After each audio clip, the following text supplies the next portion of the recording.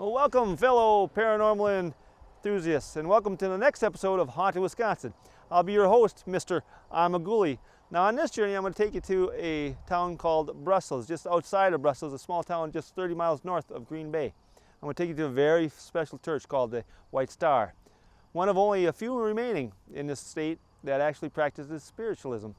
So follow me on our next journey into the unexplained.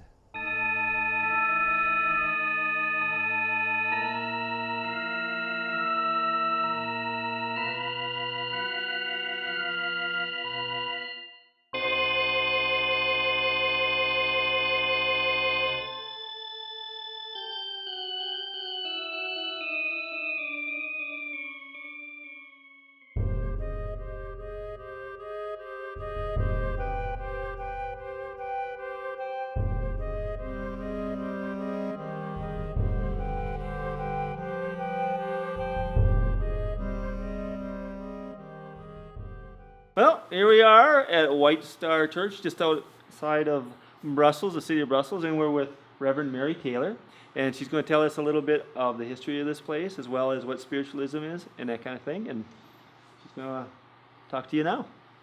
Okay. I want to say we're 4 miles north of Brussels on Highway C. Nice. Perfect. Just in case people end up coming here. I guess one reason we're doing this is because it's a ghost show.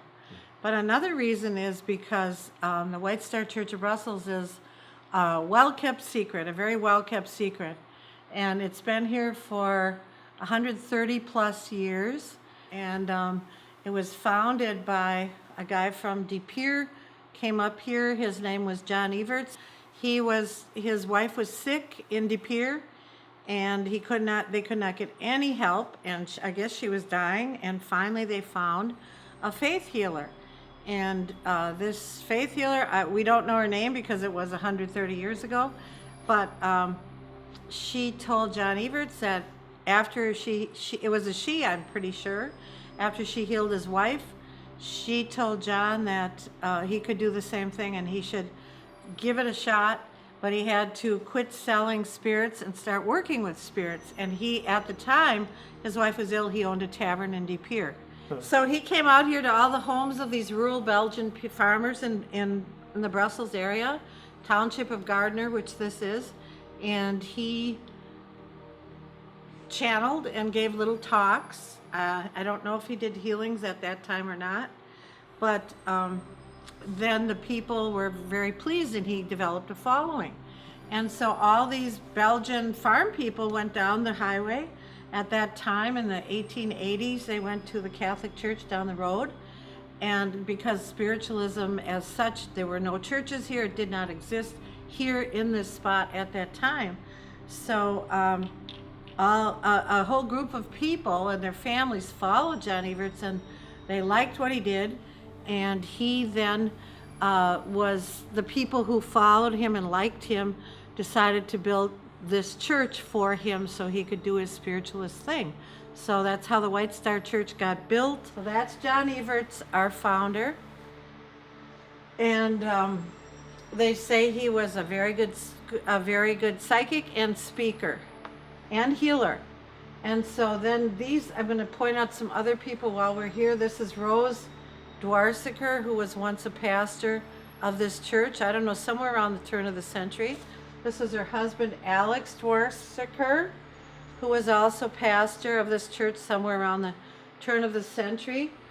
And this is a descendant, a cousin of these people, is our beloved Melton Dwarsiker.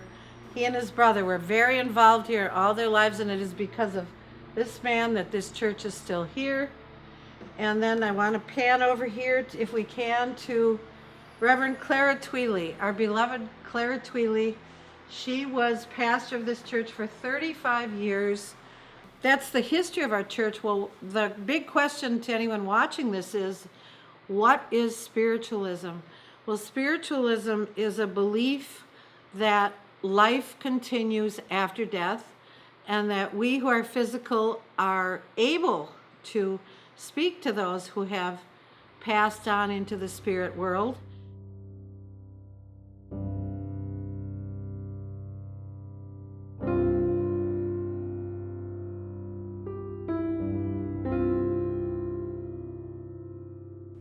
A typical service is we have about a 2-hour service starting at 10:30 in the morning, and we start out with a healing meditation.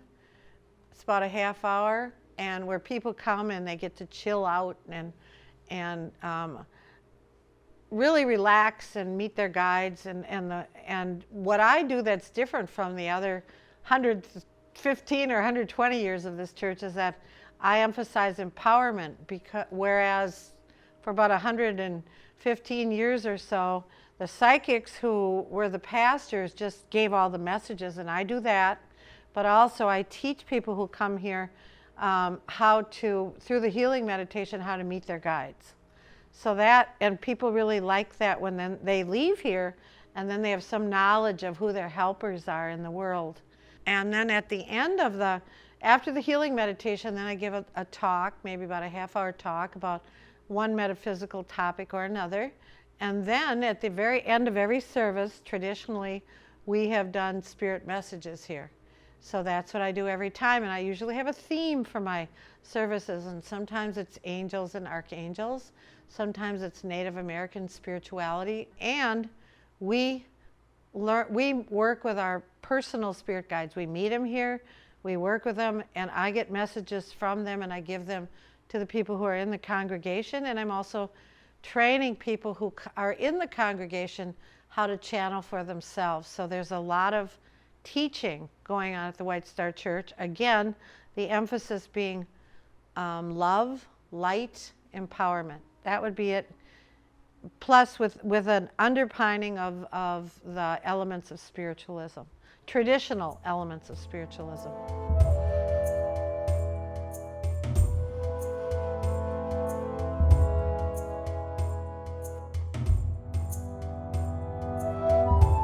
I wanted to share something from our hymnal.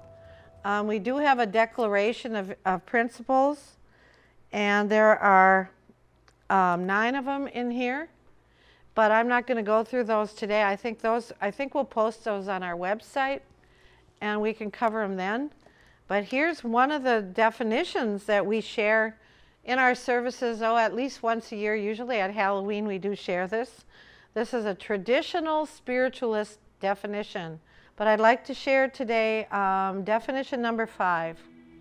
The phenomena of spiritualism consist of prophecy, clairvoyance, which is seeing spirit, clairaudience, which is hearing spirit. Another phenomena of spiritualism is gift of tongues, which is when people just channel songs and words from another language, or they sing in another language. This is very common in the Pentecostal churches. Another phenomena, I call them gifts, of spiritualism is laying on of hands, when you heal that way. Another phenomena of spiritualism is healing. Another one is visions. Another one is trance. Apports is another gift of spiritualism. That's when things move. If you like it and you're lucky, they move right in front of you. Or they move when you're not watching and you go back and they're gone. Other phenomena of spiritualism are revelation, levitation, raps, automatic and independent writing and paintings, of which we have one over there on the wall that we can look at. Spirit photography, where you see pictures of ghosts behind you after you've taken your picture, or you see orbs, which is evidence of spirit, and or angels, little orbs after the photo is developed. Spirit materialization, which is usually ectoplasm. Not too many people are doing that anymore, but it's really fascinating. Or psychometry, which we do here, and that is when we gather people's jewelry and watches and we touch them, and then we can read what's in them. And this definition says, a phenomena of spiritualism is any other manifestation proving the continuity of life as demonstrated through the physical and spiritual senses and faculties of man.